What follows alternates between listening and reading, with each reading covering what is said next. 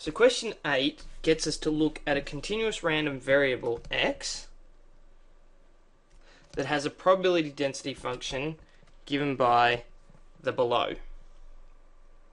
We've also been given this extra bit of information which you can read for yourself, but essentially what they're getting us to look at is integration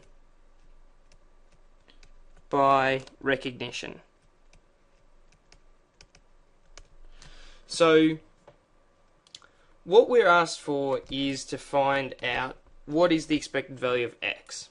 And we know that the expected value of x of any PDF is the integral between 2 points, 2 boundaries of our probability function of x times f of x dx, where this f of x is our probability density function given by this.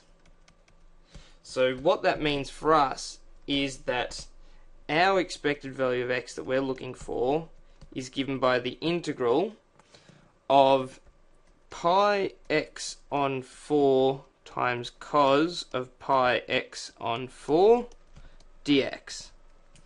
The issue is, straight off the top of our head, we don't know how to integrate this.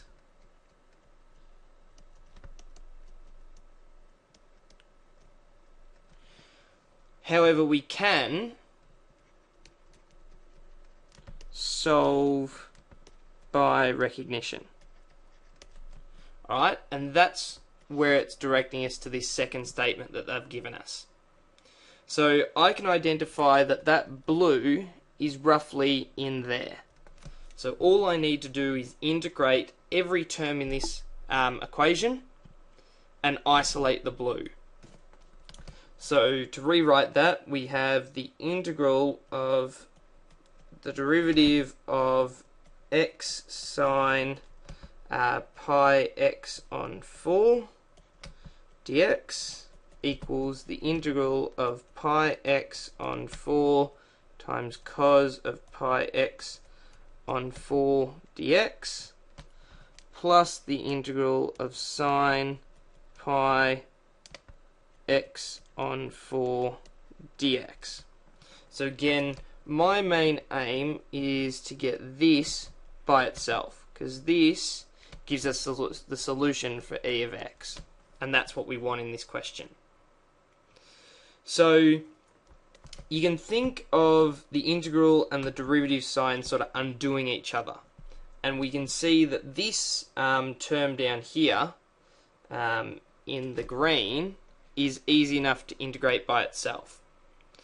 So if I make the blue bit the subject, I can see that the integral of pi x on 4 times the cos of pi x on 4 dx is equal to x sine of pi x on 4. So that's this bit here in yellow is just that bit there. And then my green part I can integrate to turn it into negative cos of pi x on 4 divided by pi on 4. So if I just get myself a bit of extra room on the next page, I'll rewrite what we've just found. So we've said that from before we've got the integral of pi x on 4 cos of pi x on 4 dx is equal to x sine pi x on 4 minus 4 on pi cos of pi x on 4. So now all I need to do is put in my terminals, and we're going to integrate between 0 and 2, as is our domain up here for the whole function.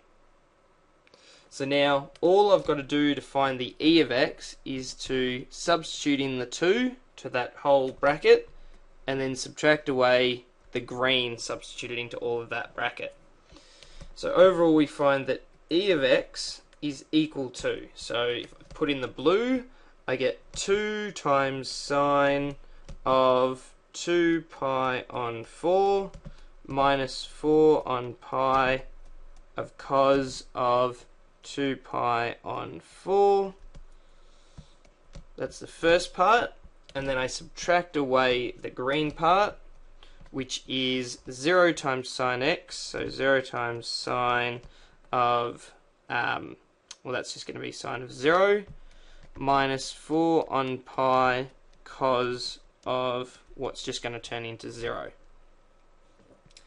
So hopefully, if I haven't made any mistakes, we can realize that sine of 2 pi on 4 is just the sine of pi on 2, and the sine of pi on 2 is just 1. Cos of pi on 2 is going to go to 0. Again, sine of 0 turns into just 0, and cos of 0 turns into 1. So they're just a few angles you should know for sine and cos fairly quickly off the top of your head. So now we can clean this up, and we can say that the expected value of x is equal to 2 times 1 minus 4 on pi times 0 minus, so again that was all the blue stuff there, and my green stuff here is 0 times 0 minus 4 on pi times 1. So further cleaning that up, we should see that that's just equal to 2 minus 4 on pi.